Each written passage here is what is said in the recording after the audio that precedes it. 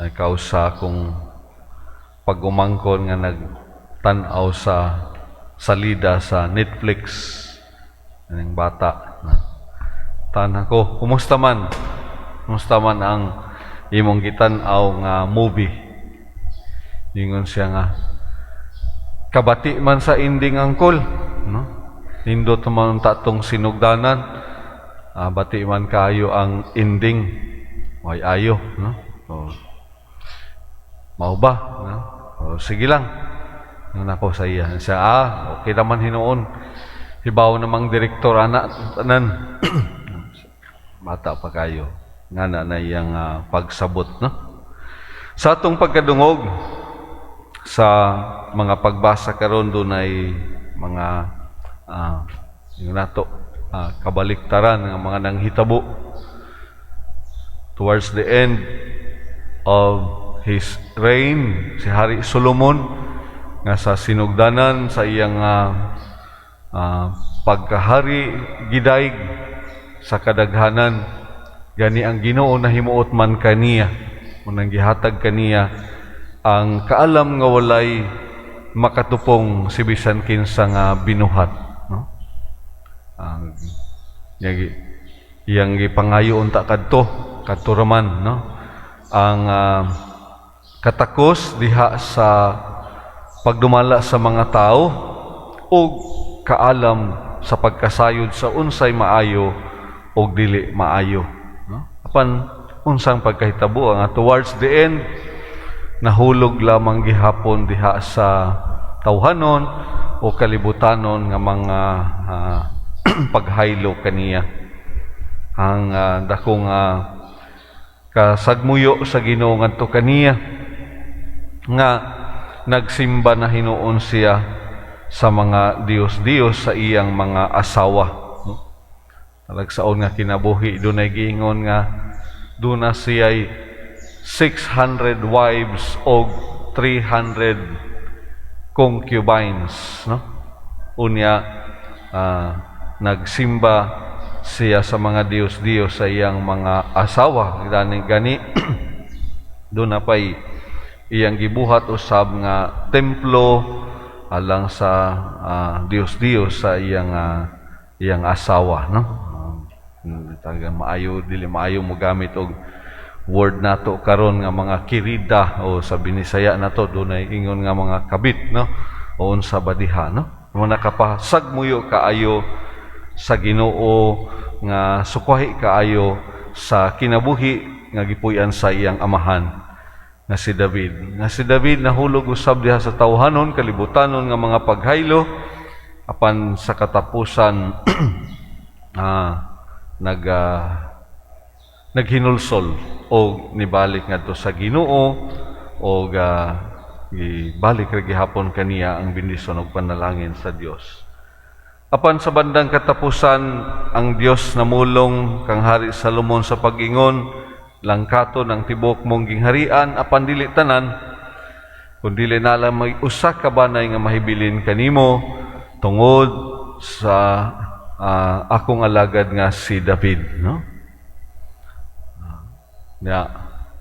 Bandang bahin diri sa Ebanghelyo karon ni San Marcos usab dunay ingon nato nga not at all ibad ending para sa usa ka babay, usa ka inahan nga sa sinugdanan nakabalita lamang mahitungod kang Jesus, apan she dared face all adversities.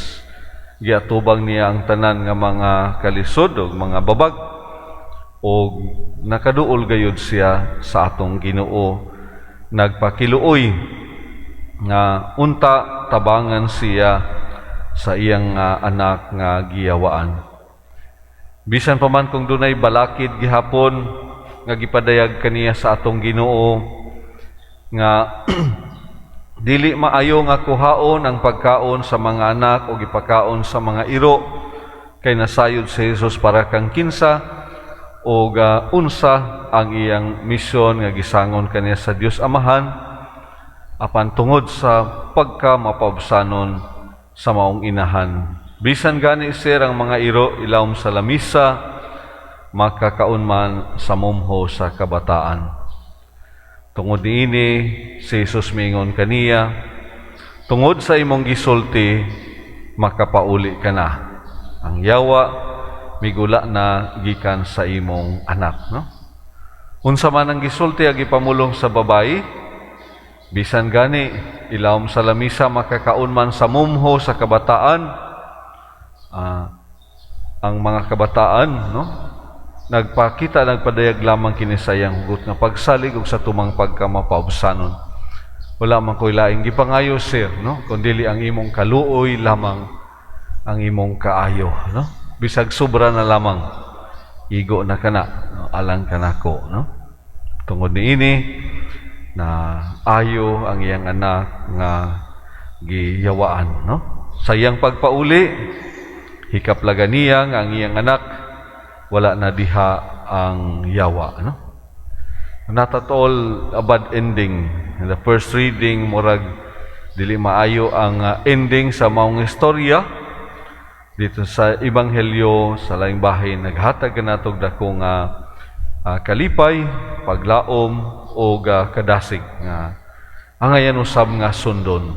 Bisan pa man kung usahay tungod sa mga pagbatikos sa dagan sa panahon sa atong kinabuhi, bisan pa man usahay kung daw masalimuot ang kalibutan nga atong gipuy-an, no? Huptan ta kana, no? Bisan na lang gani sir, sa mumho nga matagak ilawom sa lamisa, igo na kana aron kami mabuhi, igo na kana aron kami maglahutay nining among panaw sa kinabuhi, nining among panaw sa pagkamagtotoo, no? Huptan ta kana ug madamlag, no? Kinsay nasayod sama nining babay, dili man gani siya kabahin sa katilingban sa mga matuuhon sa sinugdanan, apan naghupot nining pagsalig o pagtuo, paglaom sa atong Ginoo. Umipauli sa ila, wala mapakya sa iyang gitinguha. Pagampo panghinaot nato ban sa mga pangaliya, panabang sa atong mga nagkadaiyang mga debosyon nga santos, santa sa Dios, uban sa mga martiris nga tubagon ra gihapon sa Ginoo sab ang tanan natong mga pangamuyo, no? Tanan natong mga pangaliya. Bisan paman usahay dunay mga panahon na tungod sa mga pagsulay magakahuyang usahay ang atong pagsalig sa Dios.